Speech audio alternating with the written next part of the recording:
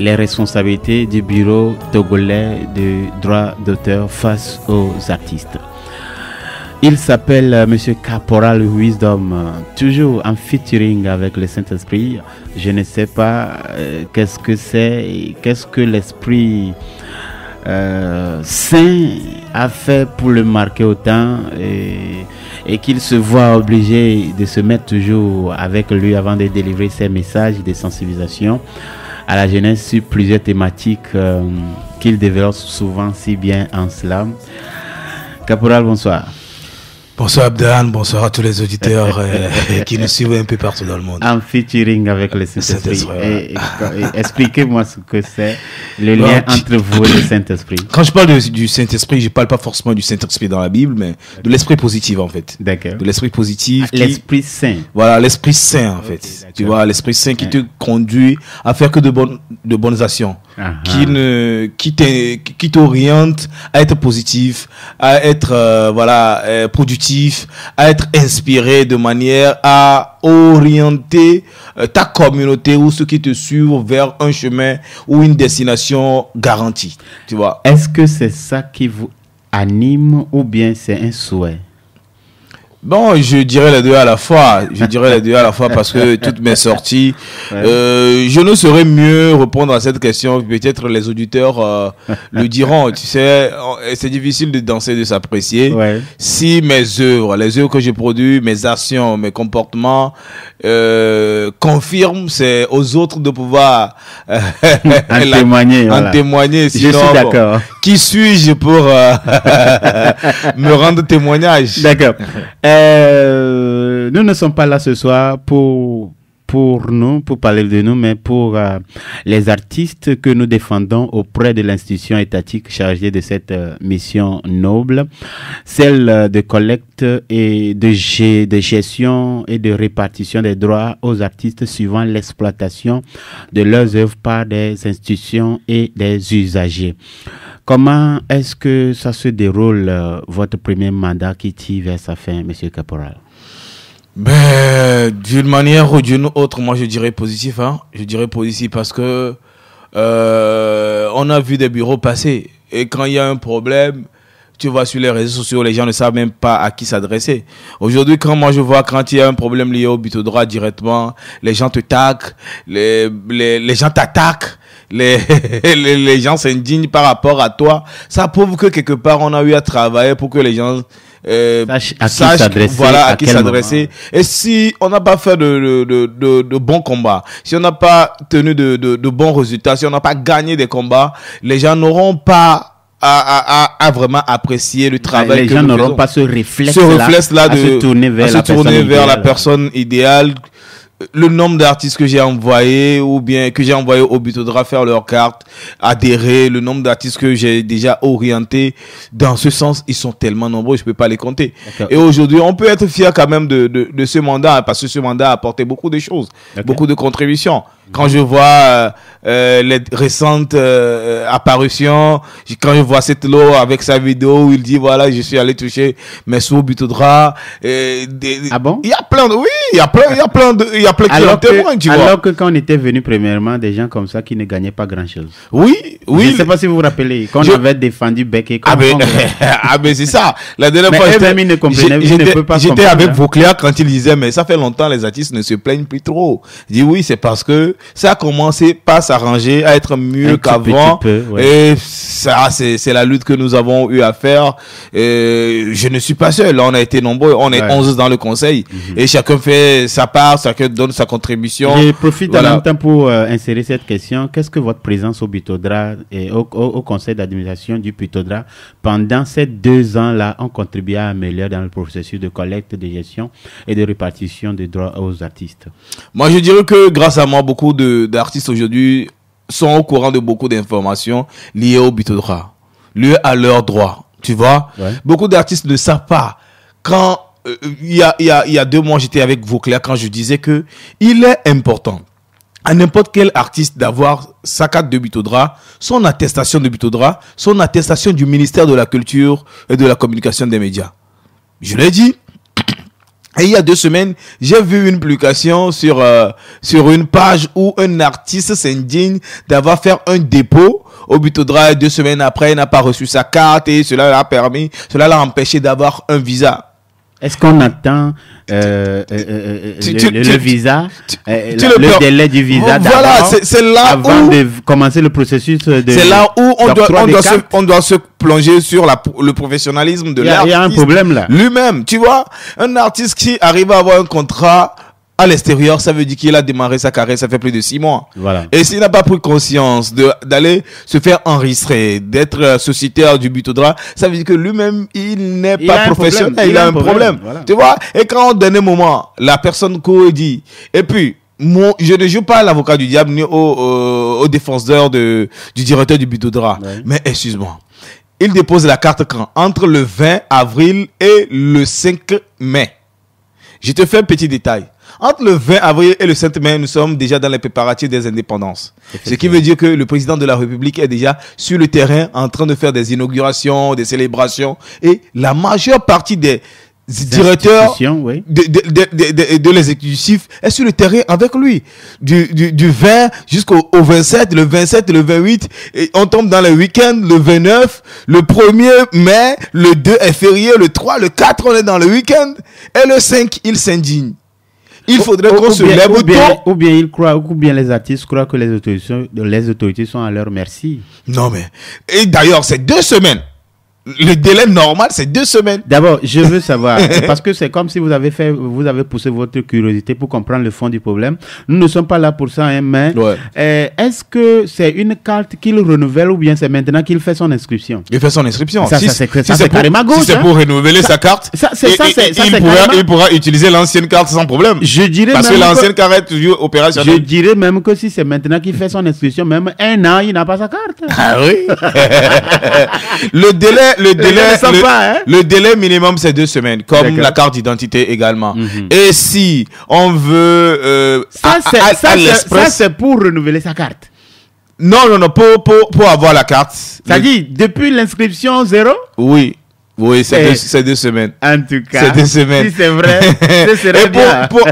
Pour le faire express, en 72 heures, au lieu, il y a des frais supplémentaires qui interviennent. D'accord. Et de la même forme que le renouvellement de la carte. Maintenant, quels sont les défis auxquels vous êtes confrontés et vous n'avez pas pu relever jusqu'à présent, les attentes non comblées qui devaient servir des prérogatives pour les prochains conseils? Bon, ce qu'on n'a pas pu avoir, parce qu'on a eu beaucoup de choses. Ce qu'on n'a pas pu avoir, c'est le projet du copie privé qui est normalement bloqué au niveau du Parlement. Qui devait amplifier vraiment le retour et qui doit normalement faire augmenter le budget à 600%. Voilà. Depuis décembre 2024, oui. Décembre 2023, voilà. Décembre 2023. Ouais, décembre 2023, oui, nous étions au Parlement pour comme quoi on nous avait invité, comme quoi on devait voter ce projet de loi devait être sur la table, mais malheureusement le jour-là, ça n'a pas été pris en compte. Et donc jusque-là, tu vois, il y a le nouveau Parlement qui est arrivé, tout est reparti. Bon, je ne veux pas qu'on fasse trop de détails, mais ce qui est, c'est que jusqu'à cet instant T, cette loi n'est pas promulguée ou bien n'est pas votée. Je ne sais pas comment ça se fait. Cette loi n'est pas encore votée. Et nous espérons vraiment qu'avec le nouveau gouvernement, le nouveau Parlement, qu'ils reviennent sur ce dossier-là pour permettre à chaque artiste de pouvoir vivre aisément de son art. D'accord. Je crois qu'il y a aussi un manquement qu'on a constaté. Jusque-là, ce n'est pas corrigé. C'est par rapport à l'assurance des artistes, par exemple. Aucun artiste togolais n'est assuré. Et jusque-là, il ne fait même pas partie de AMU parce que le processus n'est pas aussi simple. Oui, mais ça, c'est un dossier un peu complexe parce que ce n'est pas très complexe. Un artiste n'est pas forcément quelqu'un. Il faut que l'artiste soit productif à 100%. Voilà. Tu vois, il y a des artistes. Comment on peut arriver à quantifier les revenus d'un artiste qui produit un son chaque 5 ans, par exemple? Par rapport à un artiste qui sort, un CTLO qui sort des sons chaque jour. Ouais. Tu vois? Donc, si on prend... C'est compliqué. Hein. Oui, c'est compliqué. Quand on prend un employé, on sait qu'il a un revenu fixe. par rapport à un artiste qui n'a pas de revenus fixes, qui n'a pas de production fixe également. Est-ce que vous n'allez quand même pas trouver un moyen pour pouvoir assister les artistes, les assurer, même si c'est pas AMU qui est devenu officiel aujourd'hui? Est-ce que vous n'allez pas réfléchir sur ce processus pour que ce système soit corrigé en ce sens? Bon, je vais référer en ce sens. Bon, face à la situation précaire des artistes togolais, les artistes qui se retrouvent parfois obligés de fuir le pays pour ne pas être poursuivis par des créanciers, parfois à qui ils doivent des millions, d'autres qui croupissent sous le poids de la vie chère, des problèmes de santé. Qu'est-ce que cette institution étatique de défense des droits des artistes fait?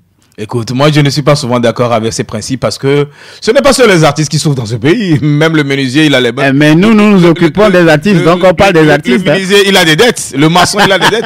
Moi j'ai horreur qu'on présente les artistes comme les plus misérables du pays. Non, je ne dis pas ça. C'est comme si ils sont misérables. Hein.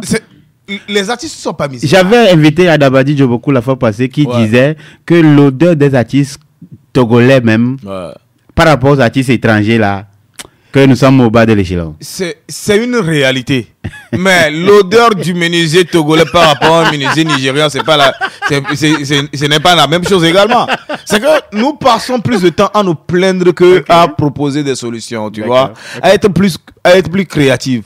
Moi, je ne vois pas les choses sur ce angle-là, tu vois. Maintenant, qu'est-ce que le Bitodra fait pour ça, par exemple? Il y a l'aspect social du Bitodra. Il y a le RSE du Bitodra qui accompagne les artistes en cas de maladie ou en cas d'accident, tu vois. C'est que la plupart de nos confrères ne vont pas aux informations. Ils attendent que les informations viennent à eux. Et même quand tu donnes les informations, les gens ne veulent pas écouter. C'est quand ils sont devant les faits accomplis qu'on t'appelle de gauche à droite, tu sais. Pour venir sauver la situation, comme un sapeur-pompier. Et souvent, même avant que le sapeur-pompier n'arrive, il y a le drap qui va brûler.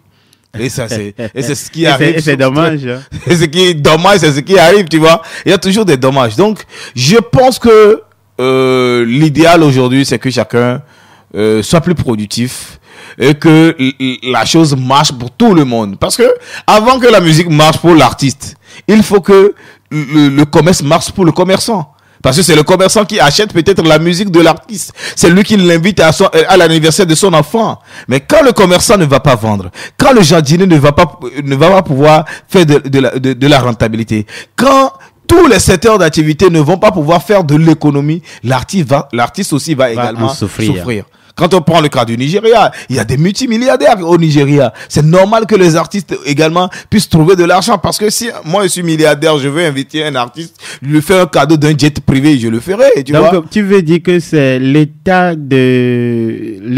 économique de la population qui agit sur l'état économique des artistes.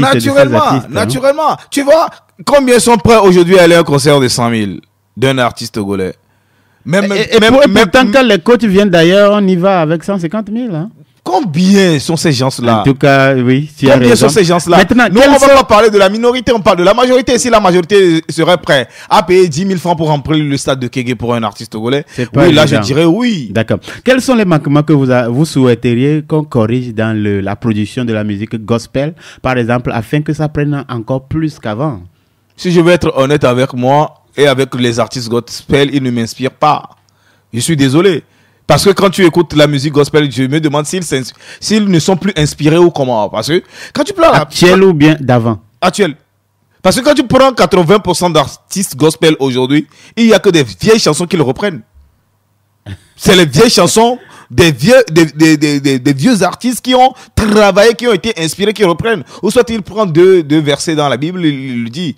Mais les gens n'arrivent pas à créer des histoires qui vont te faire pleurer, qui vont te faire plonger dans la grandeur ou dans la profondeur divine. Donc moi, vous êtes en manque, si je comprends. Oui, moi j'ai l'impression que beaucoup d'artistes gospel ne sont que des chantres. Gens, ils ne sont que des interprètes en fait. Ils ne sont que des interprètes et ne sont pas inspirés. Ils adorent plus qu'ils ne créent. Voilà. Ok. Ils adorent plus qu'ils ne créent. Donc, ce que vous voudriez corriger, c'est le côté artistique. Voilà. Il faut que les gens s'inspirent. Et surtout du Saint-Esprit. Parce que oui, la création humaine n'aura pas de force quand tu fais du gospel et que ce n'est pas l'esprit qui t'inspire, c'est toujours compliqué. Et ceux qui sont vraiment inspirés par le Saint-Esprit, quand tu écoutes la musique, quand tu écoutes la voix de la personne, tu es touché et ça te guérit. Mais la plupart aujourd'hui, ils font plus du business que... Voilà. Ils suivent plus le monde. Il y a plus d'artistes gospel qui ne sont pas chrétiens que des artistes gospel chrétiens, tu vois. En tout cas, c'est pas moi qui le dis, c'est Caporal qui le dit. Non, je le dis et j'assume mes propos. D'accord. Un conseil, une interpellation, un appel, une volonté que vous voudriez bien exprimer auprès de nos autorités ecclésiastiques et gouvernementales qui nous suivent actuellement, Monsieur Caporal. Que chacun fasse selon les Écritures. Que chacun fasse selon les Écritures et non selon la volonté de chacun d'entre nous. Parce que si tu suis les Écritures, tu dois savoir que le bonheur de ton frère dépendra de toi. Et quand ton frère est en malheur, tu ne peux pas te réjouir. Donc, il faudrait que tu travailles à ce que tout le monde, tous ceux qui sont autour de toi soient heureux pour que tu puisses leur passer le message et qu'ils puissent te suivre. Mais quand toi tu es heureux et que les gens autour de toi sont malheureux, comment ils peuvent écouter la parole? Ils ne peuvent pas écouter la parole parce qu'ils vont se dire, non mais, oh, le dounou pour ena, oh, le sema ou quoi, adole ou quoi. Ni m'avait dit, m'avait dit que maroua. Mais quand il sait que, quand il va t'accompagner, il va également manger. Il va trouver à manger. Nimi kwa ndudu le kwa njia miakota mina dogbera kengwela dui kwa wake o da dunu o le dogbera ya ndudu am le kwa njia mama no tebe ya dogbera ko do ko le be diebe ndudu quoi. Donc que le chrétien vive vraiment selon les Écritures pour que sa vie inspire les autres à le suivre. Moi je dis on n'a pas besoin aujourd'hui d'aller évangéliser quelqu'un. Nos vies suffisent pour faire convertir les gens. Monsieur Caporal, en featuring avec le Saint-Esprit. Merci bien, mon frère. C'est un plaisir. Je crois que vous représentez la musique au sein du conseil d'administration du Butoria depuis 2 ans. Si on vous donnait l'opportunité de continuer, est-ce que vous allez plutôt préférer que quelqu'un d'autre vienne? Ceux qui me connaissent savent que je suis quelqu'un, j'aime le partage. J'aime le partage parce que il y a d'autres postes qui m'ont été proposés, j'ai refusé, j'ai dit non, il faut que chacun fasse quelque chose. Il faut que quelqu'un occupe une... Est-ce que vous avez terminé votre mission pour partir déjà? C'est bien vrai que je n'ai pas terminé ma mission. Mais s'il faut que je parte pour que quelqu'un vienne le faire en mieux, je partirai. Merci beaucoup. Oui. Bye bye. On est ensemble.